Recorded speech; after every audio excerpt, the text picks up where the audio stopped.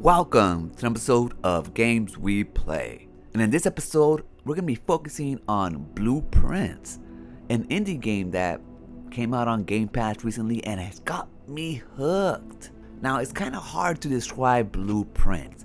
It's a roguelike puzzle room collecting mystery game.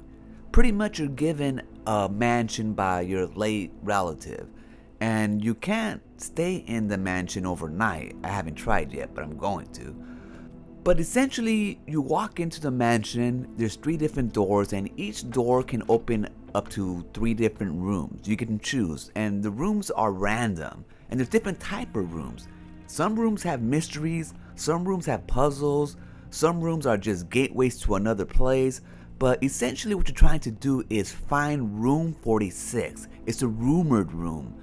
And there's nothing really much said about it except that it was referenced once, so you're looking for it. There's also a room on the very top of your map called the antechamber, and you're supposed to reach that one as well. However, when you do reach it, it's locked from all different entrances. So getting into it is a mystery in itself.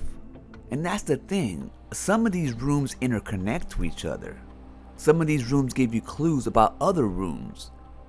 But it's not just straight in your face, you actually have to look for stuff. And the game also has tools and keys and diamonds and other things you can use and you must use to get through these rooms. For example, there's a dark room that is used for photography.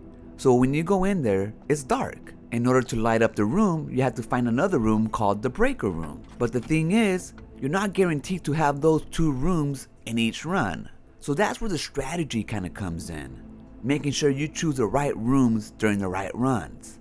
So I needed the breaker room in order to turn on the lights in the dark room.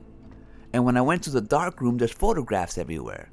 And you can pick them up and look at them, and you should because there's clues in them. But with the naked eye, you can't really see much. But then if you use the magnifying glass tool, then we're cooking. You can actually look at clues that are hidden within the photos. While exploring the outside grounds, I came across a gate that had a lock in it, and I couldn't get through, I didn't know the code. But I so happened to find a picture of that same gate in the dark room. And when I picked up the photo, you can see something scribbled on the tree next to the gate. So on the next day run, I go back to the lock, looking for the tree that has the code. But to my surprise, the tree isn't there anymore, it's cut down. So I think about the photo, I'm like, man, oh, the magnifying glass. So on a day when I actually find the magnifying glass, and I happen to have that room out again, and I happen to have the breaker room to turn on the lights, I finally get to use the magnifying glass on those photos, and sure enough, the code is right there, clear as day, and I go back and it works. And that's just one example of how the rooms work together in order to solve puzzles and mysteries. But there's a lot more strategy that comes in too. For example, you only have a certain amount of steps you can take during each day. But as you progress through the game and get better, you can accumulate steps.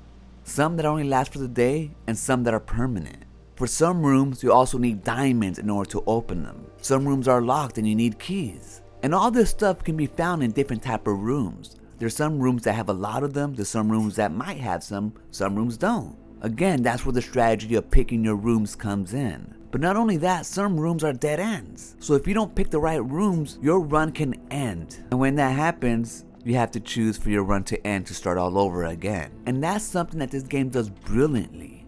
Being a roguelike, you just want to do one more turn, hopefully you get a different room. Something that will help you solve a mystery that you're currently working on. And that's the thing, this is the type of game that will give you clues that you use a different day, a different run. So much so that I even have a notebook with different clues and messages that I find or I put together that I'll definitely need a different run. Now I don't know how this game ends or what really it's about. All I know is that it's full of mystery and it's fun, rewarding when you actually complete them. Now this game was made by an independent studio, Dogu Bam. And being independent, I'm sure their budget was limited. But the thing that wasn't was their ideas and their imagination and a new type of game pretty much. And that's really what this game is. It's a new experience from someone who has been playing games his whole life. As of this video, It's only been out maybe a week and I've already put in about 30 hours into it. I'm on day 34 and I still haven't solved it.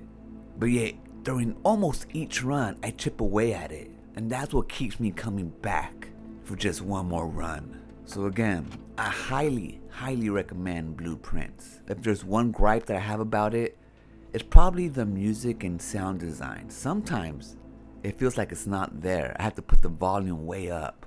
But besides that, there's no complaints. In fact, it's been a wonderful experience. And I want you to experience it too. I'm gonna leave it right there. Like always, remember to enjoy your life and be kind to yourself.